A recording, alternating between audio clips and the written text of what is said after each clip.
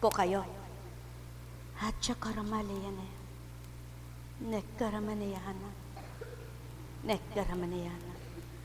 At siyaong pandamang kaloob sa inyo, siyang nagpapatibay, nagpapatapang tao upang maibanga kayo sa ordinaryong kapwa nyo. Ang may pandinig ay nakarinig. Buhay ba ang Ama? Buhay ba ang Ama? Napakabuti ng Ama. Napakadakila niya. Totoo nga po bang siya'y mabuti? Totoo nga po bang siya'y dakila?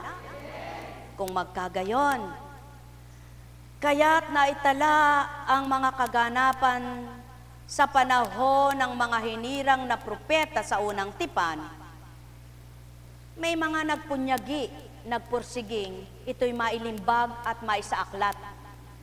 Kaya natawag na Biblia sapagkat banal.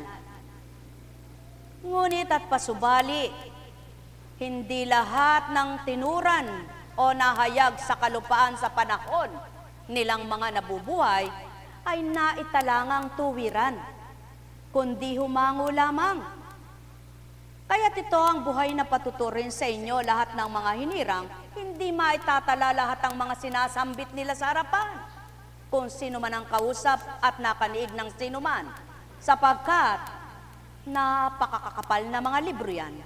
Patutoong walang pagkabulang salita ng Ama na patuloy na gagamitin sa sanlibutang ito, ngunit iba't ibang kapahayagan at patungkol ng tao, sapagkat hindi sila mismo ang nagturan kundi Ama sa pamamagitan ng kanyang Espiritu. Kaya't siyaong mga walang espiritong taglay pagkataong nangusap hakahakay nariyan. Kaya't tao'y naliligaw sa katotohanan. Paano masasambit ng isang katauhan ang katotohanan na mula sa banal? Kaya't kailangang mayakma ang kabanalan sa tao upang ang banal na pinagmulan siyang magpatutoong ito'y pawang katotohanan. Ang may pandinig ay nakarinig, sapagkat wika nga, ang bibig nyo'y may panlasa, ang mata nyo'y may nakikita, kung maliwanag pa sila. Ang tenga nyo'y makaririnig kung may pandinig. Subalit ang puso nyo nangungusap sa damdamin nyo, ngunit di nyo makikita kung anong nakikita ng Ama sa loob diya. Buhay ba ang Ama? Tanging Ama lamang ang nakasusuri ng puso ng bawat isang anak niya. Kaya't kilalang kilala niya ang bawat pintig at nadama ng puso nila. Ang may pandinig ay nakarinig, kaya't mapapalad ang nakikipagtotoo, tapat na puso niya'y nalirip ng Ama.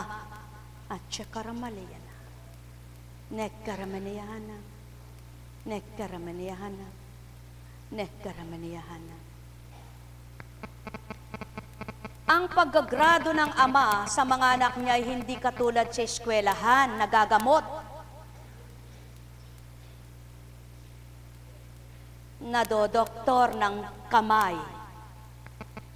Ngunit siya mismo ang nagtatala ng marapat sa kanyang mga anak.